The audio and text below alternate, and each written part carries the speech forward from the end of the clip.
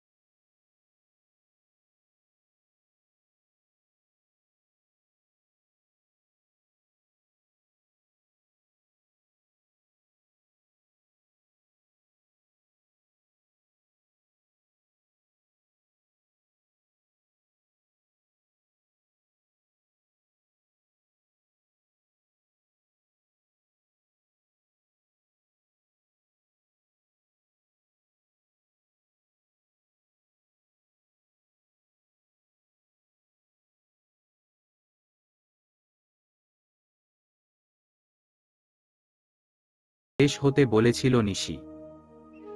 সিরাত আস্তে করে বলল, ওহ। তখনই ডাক পড়ল সিরাতের চাচির। তিনি বসার ঘরে যেতে বলেছেন সাদাতকে নিয়ে। নিশি সাদাতকে বসার ঘরে আসতে বলে চলে গেল। সাদাত এক পলক সিরাতের দিকে তাকিয়ে চলে আসলো। সিরাত উঠে ওয়াশরুমে গেল। চোখ মুখে পানি ছিটিয়ে বেরিয়ে আসলো। আজমল সাহেব এক আত্মীয়ের বাসায় গিয়েছেন। কিছু সময় পর নিশি আর তার মাও যাবে। সিরাত যাবে না বলে দিয়েছে। সাদাত আর নিশি সোফা বসে গল্প করছে। আর সিরাতের চাচি রুমে বসে রেস্ট নিচ্ছেন। সিরাত 2 কাপ চা এনে সাদাত আর নিশিকে দিল। সাদাত সিরাতকে প্রশ্ন করল, আপনার জন্য আনেনি? আপনি খাবেন না? সিরাত কিছু বলার আগেই নিশি হেসে বলল, সিরাত খুব একটা চা খায় না। তুমি খাও। সিরাত ট্রে রান্নাঘরে রেখে এসে সোফায় বসল। সাদাত চায়ের কাপে চুমুক দিয়ে বলল, বাহ, আপনি তো দেখছি বেশ ভালো চা বানান। সিরাত সৌজন্যমূলক হাসল, কিছু বলল না। বসার ঘরে টুকটাক কথা হচ্ছে। নিশি আর সাদাদি বেশি কথা বলছে আর সিরাত মাঝে মাঝে সায় মিলাচ্ছে। সাদাত মাঝে মাঝেই সিরাতকে 2-1টা প্রশ্ন করছে। এতেক্ষণে সিরাত এইটুকু বুঝতে পারল সাদাত অনেক মিশুক প্রকৃতির। তার ব্যবহারও অনেক ভালো। নিশি আর সাদাত স্কুল থেকে একসাথে। নিশি জেনারেল লাইনে মাস্টার্স করছে আর সাদাত ইন্টার্নি করছে। সাদাত একজন ডাক্তার। কিছুক্ষণ হয়েছে সাদাত চলে গিয়েছে। সিরাতের চাচিও এইমাত্র আত্মীয়ের বাসায় যাওয়ার জন্য বেরিয়েছে। সিরাত দরজা বন্ধ করে ভিতরে আসলো। মূলত সিরাতের চাচির বোনের বাসায় দাওয়াত ছিল।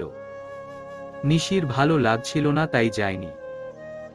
নিশি সাদাতকে অনেকবার বলেছিল রাতে এখানে খেয়ে যেতে, কিন্তু সাদাত জরুরি কাজ আছে বলে চলে গিয়েছে। রাতের খাওয়া দাওয়া শেষে নিশি আর সিরাত এক বিছানায় শুয়ে আছে।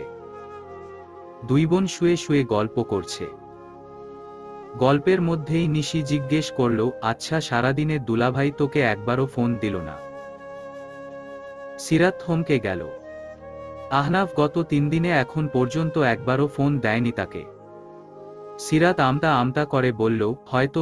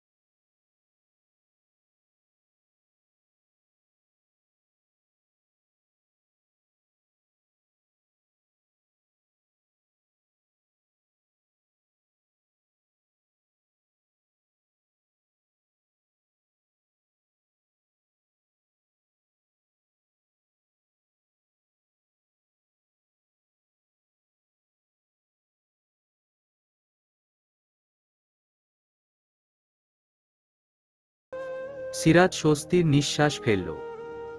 হাতের বালতি বারান্দায় রেখে দ্রুত লাগেজের ভিতর থেকে কামিজ বের করল।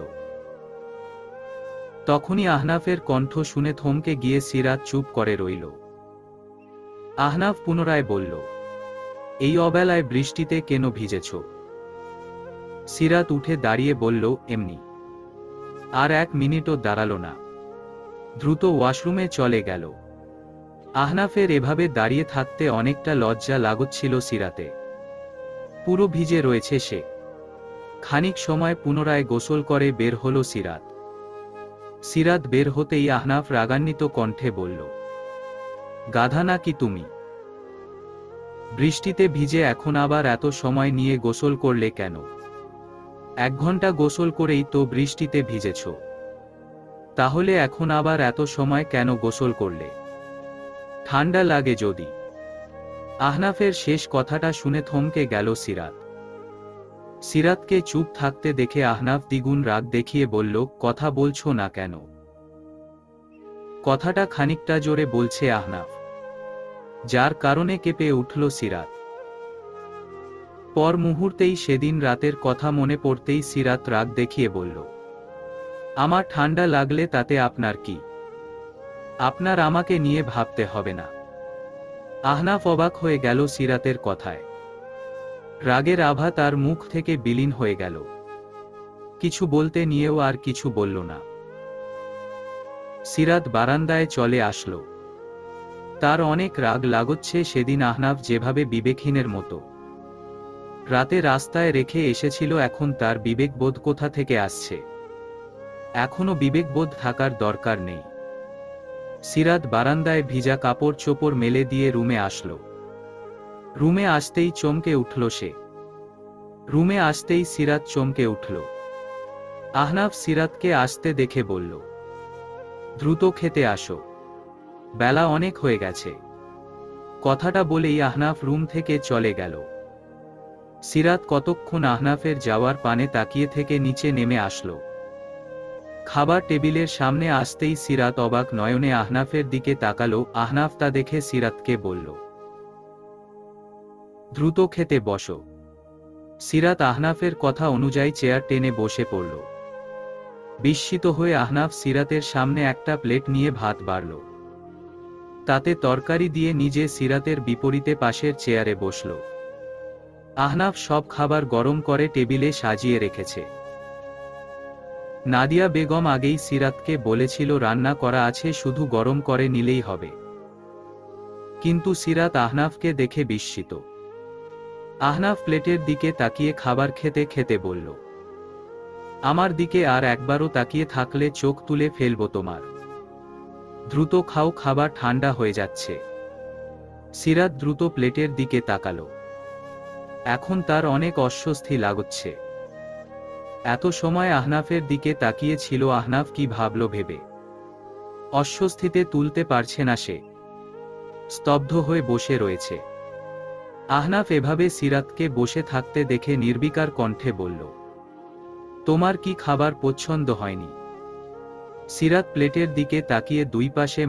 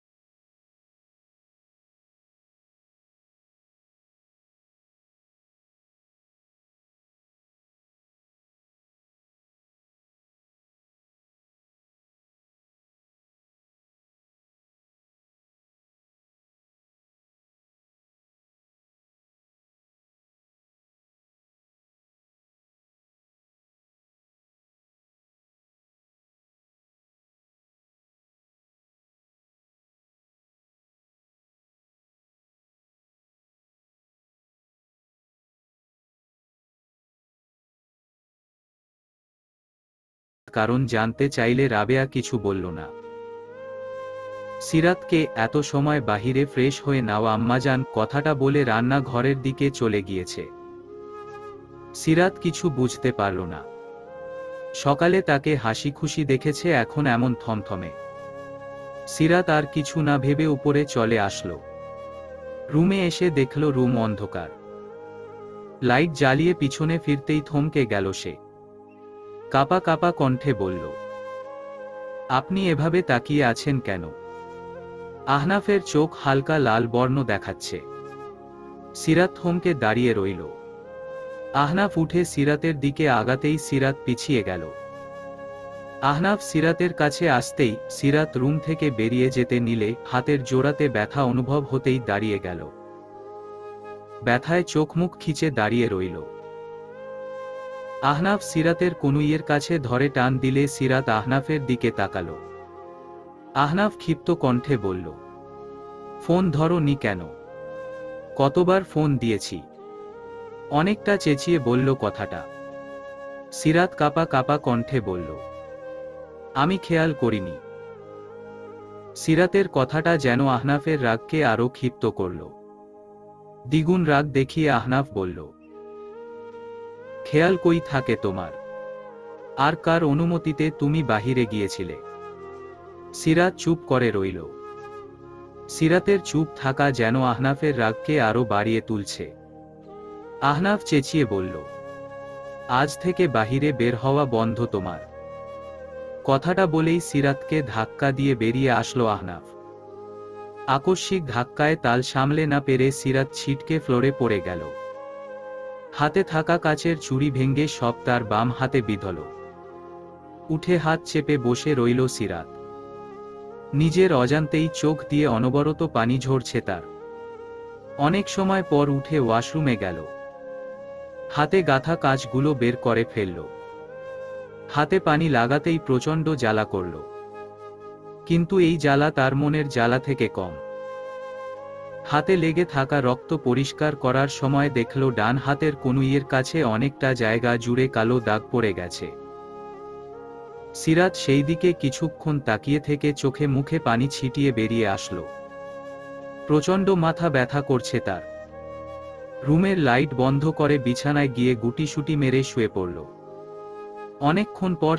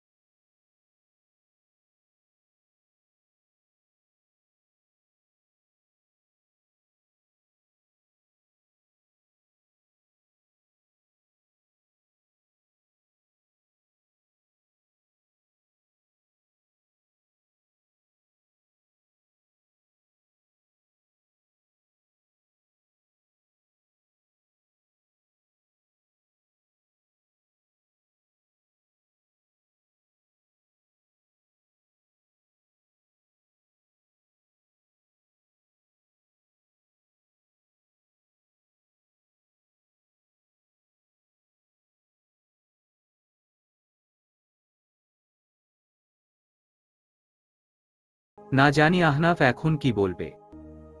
রুমে শুধু একটাই বিছানা, কোনো সোফা নেই। আহনাফ স্তব্ধ হয়ে বসে রয়েছে। সিরাতের ব্যবহার তার হজম হচ্ছে না।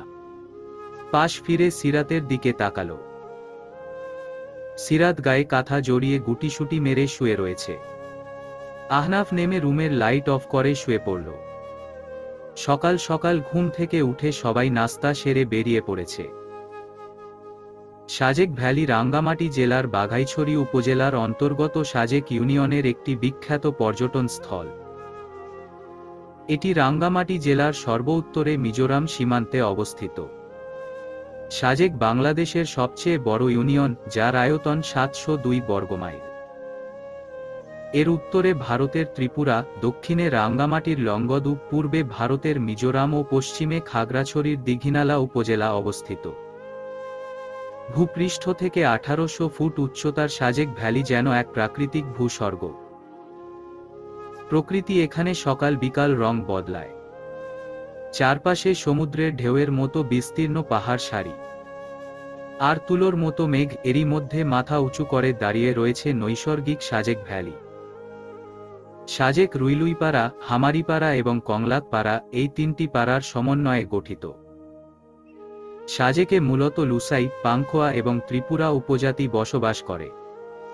চারপাশে মনোরম পাহাড়ের সারি, সাদা তুলোর মতো মেঘ, সবই মণিমুগ্ধকর। যেন মেঘগুলো পাহাড় থেকে পাহাড় উড়াউড়ি করছে। দুপুরের দিকে সবাই রিসোর্টে ফিরে আসে। পুরোটা সময় অবশ্য সিরাত আহনাফের সাথেই ছিল। কিছু কিছু সময় আবার আহনাফ সিরাতের হাত ধরে হেঁটেছে। এই প্রথম আহনাফ তার হাত ধরেছিল। আহনাফের থেকে প্রথম স্পর্শ। আহনাফের হাত ধরে থাকার ব্যাপারটা সিরাতের কাছে ভালোই লেগেছে। লোক দেখানোর জন্য হলেও সিরাতের কাছে এটাই অনেক। সময়টা রাত। সবাই রিসোর্ট পিছনে একটা খোলা জায়গা রয়েছে, সেখানে সবাই চেয়ার পেতে বসে রয়েছে।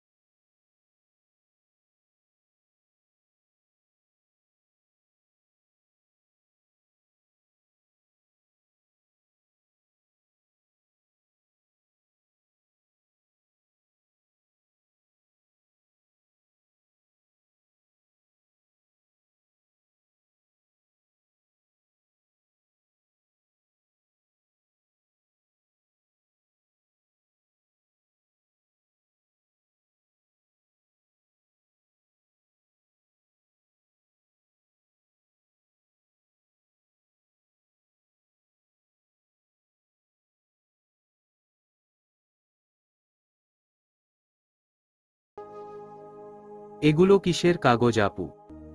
নিশি কিছু বলার আগে আহনাফ বলল, এগুলো তোমার সার্টিফিকেট। আজকে তোমাকে একটা প্রাইভেট মেডিকেল কলেজে ভর্তি করে দিয়ে আসব। দ্রুত রেডি হয়ে নেও, আমরা এখনই বের হব। সিরাত অবাক হয়ে দাঁড়িয়ে রইল। নাদিয়া বেগম আগ্রহ নিয়ে সিরাতকে দ্রুত রেডি হতে যেতে বলল। সিরাত রুমে রেডি হতে চলে গেল। তিনি আজকে ছেলে কাজে অনেক খুশি হয়েছে এই ভেবে আহনাফ তাহলে সিরাতকে মেনে নিয়েছে।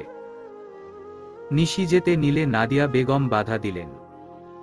কিন্তু নিশির যেতেই হবে তাই নাদিয়া বেগমকে কথা দিল আরেক দিন এসে অনেক সময় থাকবে বলেই চলে গেল। আজকে সে আবার হোস্টেলে ফিরে যাবে। বাসায় যেয়ে দ্রুত রেডি হয়ে তাকে আবার বের হতে হবে, তাই দ্রুত চলে গেল সে।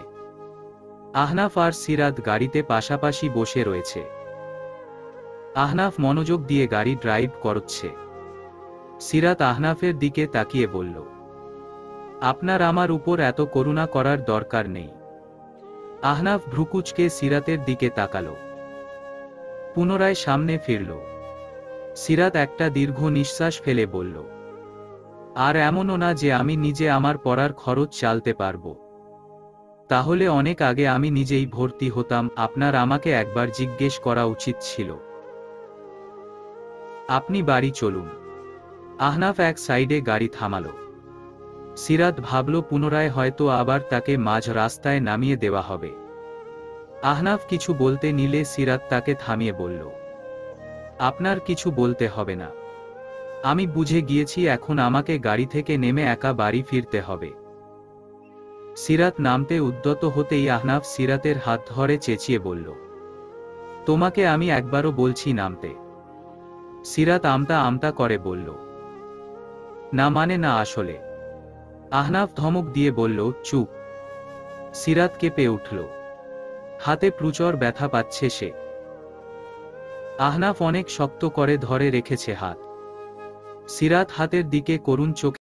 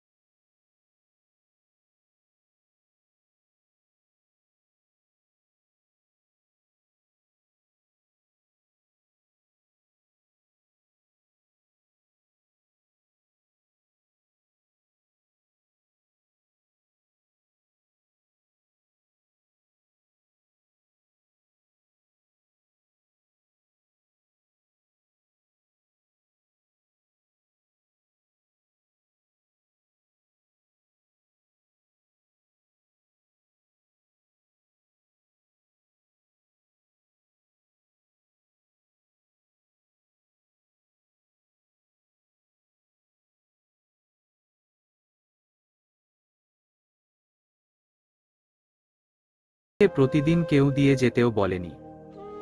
আহনাফ অবাক হয়ে বলল, তুমি এমন ব্যবহার কেন করছো কালকে থেকে? সিরাত আহনাফের দিকে এক পলক তাকিয়ে বলল, কিছু না। আহনাফ আর কিছু বলল না। গাড়ি চালানো শুরু করল। পুরো গাড়িতেই কেউ কারো সাথে কথা বলেনি। আহনাফ সিরাতকে নামিয়ে দিয়ে চলে যায়। কলেজে আজকে তেমন কোনো ক্লাস হয়নি। পুরো ক্লাসই সবার পরিচয় পর্ব চলেছে। সিরাত হেঁটে যাচ্ছে বাড়ির দিকে। মাঝপথে থেমে ভাবল হেঁটে যাওয়া যাবে না। যে রোদের তাপ, রিকশায় যেতে হবে। রোদের উত্তাপে অতিষ্ঠ চারিদিকে। সিরাত থেমে রিকশা খুঁজতে লাগল। আজকে সকালে আসার সময় নাদিয়া বেগম তারা হাতে টাকা দিয়েছে, না হলে তাকে হেঁটেই যেতে হতো। হঠাৎ কারো কণ্ঠে পাশ ফিরে তাকালো সিরাত। সাদাত হাসিমুখে দাঁড়িয়ে রয়েছে। সিরাত সৌজন্যমূলক হাসি দিয়ে বলল, আপনি এখানে? এখান থেকেই যেতেছিলাম, দেখলাম তুমি দাঁড়িয়ে রয়েছে। এমন সময় এখানে কি করছো? সিরাত হাসিমুখে বলল, এই কলেজ শেষে বাসায় যেতেছিলাম। সাদাত হেসে বলল, আমাদের প্রথম দেখার কথা মনে আছে? কফি খাওয়ানোর কথা ছিল। চলো আজকে কোথাও বসে কফি খাই। সিরাত অস্বস্তি পড়ে গেল। এখন কি বলবে সে? সিরাতের অস্বস্তি দেখে সাদাত বলল, আমার শুধু এক জায়গায় বসে কফি খেয়েই চলে যাব। কিছু সময়ের ব্যাপার। আর কোনোদিন কিছু বলবো না। সিরাত ভাবল, নাদিয়া বেগম তাকে যা টাকা দিয়েছে তাতে কফির টাকা হয়েই যাবে। আর সাদাত সেই দিন তার জীবন বাঁচিয়েছে। এইটুকু করাই যায় ভেবে সিরাত রাজি হয়ে গেল। সিরাতের বিপরীতে বসে রয়েছে সাদাত। কফি অর্ডার দিয়ে বসে রয়েছে তারা।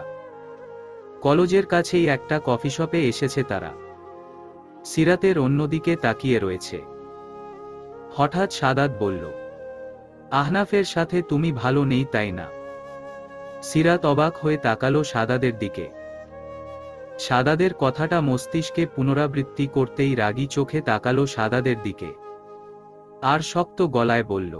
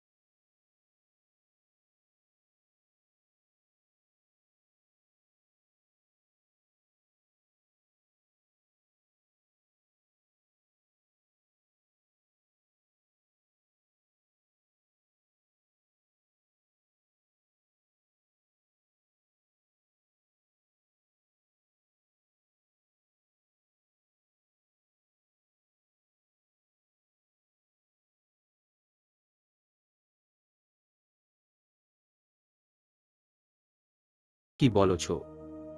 আমি কখন বললাম আমি ফারিহাকে ভালোবাসি? সিরাত বিরক্ত নিয়ে আহনাফকে ধাক্কা দিল। আচমকা ধাক্কা দেওয়াতে আহনাফ দূরে সরে আসল। সিরাতের বাহু থেকেও হাত সরে গেল। সিরাত বিরক্ত কণ্ঠে বলল, সেদিন যখন আপনাকে জিজ্ঞেস করলাম তখন তো আপনি একবারও না বলেন নাই। হ্যাঁ, ও তো বলেনি। 1 মিনিট। আহনাফ একটু থেমে বলল, কালকে তোমার ফারিহার সাথে কি কথা হয়েছে? কোনো কথা হয়নি বলে সিরাত চলে যেতে নিলে আহনাফ সিরাতের সামনে গিয়ে দাঁড়িয়ে বলল, আমি জানি কালকে তোমাকে নামিয়ে দেওয়ার পর তোমার ফারিহার সাথে কথা হয়েছে। আমি আজকে সকালে দারোয়ানকে জিজ্ঞেস করেছিলাম। এখন বলো ফারিহা তোমাকে কি বলেছে? সিরাত চুপ করে রইল। আহনাফ প্রশ্নাত্মক কণ্ঠে, ফারিহা তোমাকে এমন কথা বলেনি তো আমি ওকে ভালোবাসি। সিরাত এক পলক আহনাফের দিকে তাকিয়ে বলল, মিথ্যা তো আর বলেনি। আহনাফ ভ্রুকুচকে বলল, আসলেই তুমি গাধা। তোমার আমাকে দেখে কোন দিক থেকে মনে হয় আমি ফারিহাকে ভালোবাসি? ফারিহা বলল, আর তুমি বোকার মতো বিশ্বাস করে দূরে চলে যাচ্ছ। সিরাত অবাক হয়ে তাকিয়ে বলল, আপনি ফারিহা আপুকে ভালোবাসেন না? আহনাফ নির্বিকার কণ্ঠে বলল, না। আর আমি ফারিহাকে বলেছিলাম আমি ওকে বিয়ে করতে পারবো না, তারপর তো ফারিহা ফুফিকে মানা করে দেয় আমাদের বিয়ের ব্যাপারে। সিরাত অবাক হয়ে দাঁড়িয়ে রইল, তাহলে ফারিহা তাকে মিথ্যা বলল? কিন্তু কেন? আহনাফ সিরাতের কাছে এগিয়ে ক্ষিপ্ত কণ্ঠে বলল, কালকে থেকে আমি বাদে বাহিরে কোথাও 1 মিনিটের জন্য থাকা তোমার বন্ধ। কথাটা বলেই আহনাফ ওয়াশরুমে চলে গেল। নিজের বোকামির কথা ভেবে নিজের উপর রাগ লাগছে সিরাতের। কিন্তু ফারিহা এমন কেন করল তা বুঝতে পারল না সিরাত।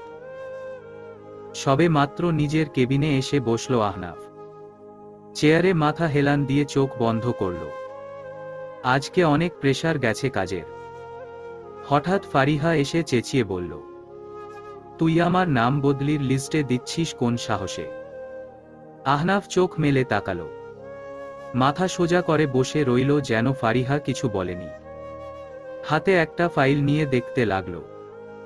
ফারিহা পুনরায় চেঁচিয়ে বলল, তুই সিরাতের মতো মেয়ের জন্য আমাকে ফিরিয়ে দিচ্ছিস কেন? আহনাফ রাগী চোখে ফারিহার দিকে তাকালো। গম্ভীর কণ্ঠে বলল, সিরাত কেমন মেয়ে সে কথা বলার যোগ্যতা তোর নেই। সিরাতকে নিয়ে কিছু না বলাই তোর জন্য ভালো। না হলে চাকরিটাও থাকবে না তোর। ফারিহা কিছুটা নরম সুরে বলল, আহনাফ আমি তোকে ভালোবাসি। আহনাফ তাচ্ছিল্যের হাসি দিয়ে বলল, ভালোবাসিস? তুই ভালোবাসতে জানিস? তুই যে শুধু টাকার জন্য আমাকে বিয়ে করতে চাস সেটা আমি খুব ভালো করেই জানি। আর ফুফি যে পরিকল্পনা করে তোকে সিরাতকে ভুল বোঝাতে বলছে তা সব শুনেছিলাম আমি। বিয়ে ভাঙ্গার জন্য তো তুই টাকা নিয়েছিস আমার থেকে, আমি তোকে এখনো টাকা দিচ্ছি। তবে তুই এখান থেকে চলে যাবি।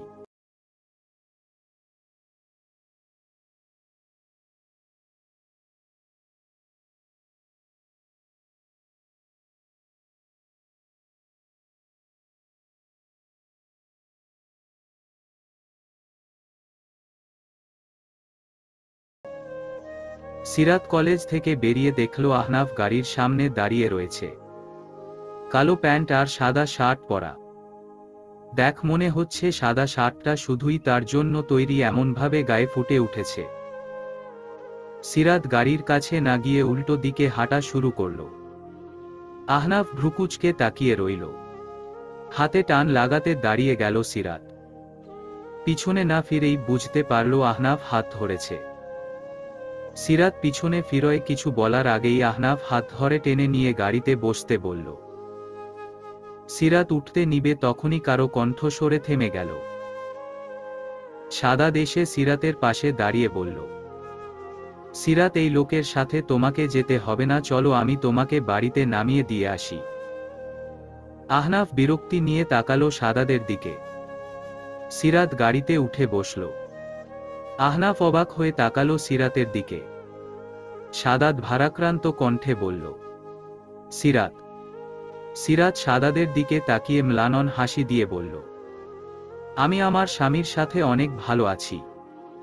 আপনি আমার স্বামীকে ভুল বুঝে তাকে অপমান আর করবেন না, আর আমার সাথেও কোনোদিন কথা বলার চেষ্টা করবেন না। আহনাফ আরও অবাক হল। সিরাত আহনাফের দিকে তাকিয়ে বলল, দ্রুত গাড়িতে উঠুন।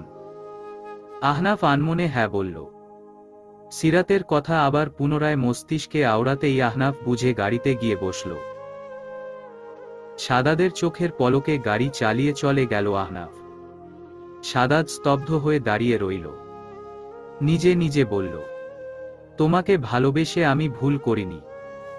আমার ভালোবাসা ভুল না।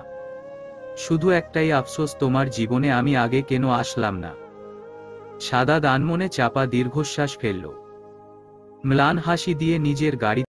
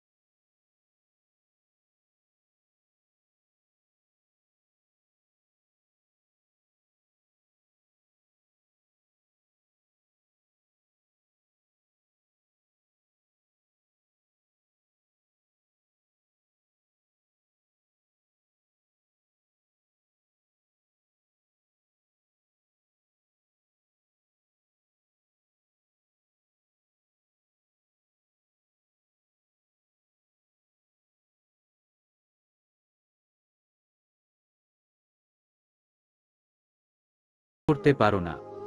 মুখে বলেই ভালোবাসা হয়ে যায়। ভালোবাসা অনুভব করে নিতে হয়। সিরাত স্তব্ধ হয়ে গেল আহনাফের কথায়। নিজের কানকে তার বিশ্বাস হচ্ছে না। আহনাফ মুচকি হেসে বলল, শুধু ডায়েরির পাতায় লিখলেই হয় না ভালোবাসি। বলার সাহস আর যাকে ভালোবাসো তার ভালোবাসা অনুভব করার যোগ্যতাও রাখতে হয়। সিরাত চমকে উঠল। আহনাফ কিভাবে জানল সে ডায়েরির পাতায় তাকে ভালোবাসে কথাটা লিখেছিল? আহনাফ তাহলে তার ডায়েরি পড়ছে। সিরাত লজ্জায় অন্যদিকে তাকালো। কেন তার লজ্জা লাগছে সে বুঝতেছে না। আহনাফ সিরাতের অবস্থা দেখে হেসে গাড়ি চালানো শুরু করল। ফারিহা ব্যাগ গোছাচ্ছে। তা দেখে তার মা কোকেয়া বেগম এসে বলল, তুই ব্যাগ গোছাচ্ছিস কেন? কোথাও যাবি? ফারিহা রাগান্বিত চোখে তাকালো তার মায়ের দিকে। ক্ষোভ নিয়ে বলল, আহনাফ আমার বদলি করিয়েছে। কালকে রংপুরে জয়নিং। কোকেয়া বেগম অবাক হয়ে বলল, কিন্তু আহনাফ এমন কেন করল? আহনাফ আমাদের সব প্ল্যান শুনে ফেলেছিল। আমি তোমাকে আগেই বলেছিলাম মা, আহনাফ এই মেয়েকে ভালোবাসে, এই মেয়েকে আহনাফ ওর থেকে দূরে সরাতে দিবে না। এই প্ল্যান কাজে দিবে না, আগেই বলেছিলাম, দেখলে তো। আহনাফও গেল আর সম্পত্তিও গেল। কোকেয়া বেগমের আফসোস হচ্ছে। মেয়ের কথা তার শোনা উচিত ছিল। আরও চিন্তাভাবনা করে কাজ করা উচিত ছিল। আহনাফ আর সিরাতকে বাসায় ঢুকতে দেখে নাদিয়া বেগম বলল, আহনাফ তোর সাথে আমার কথা আছে। আহনাফ দাঁড়িয়ে গেল। সাথে সিরাতও। নাদিয়া বেগম গম্ভীর কণ্ঠে বললেন, আমি বিকেলে একটা অনুষ্ঠানের আয়োজন করেছি। তুমি এবার না করতে পারবে না। কেউ জানে না তোমাদের বিয়ের কথা। তাই তোমাদের বিয়ে উপলক্ষে আমি অনুষ্ঠানের আয়োজন করেছি। আহনাফ আশ্বস্ত করে বলল, আমার কোনো আপত্তি নেই। নাদিয়া বেগম আনন্দিত হয়ে সিরাতকে বলল,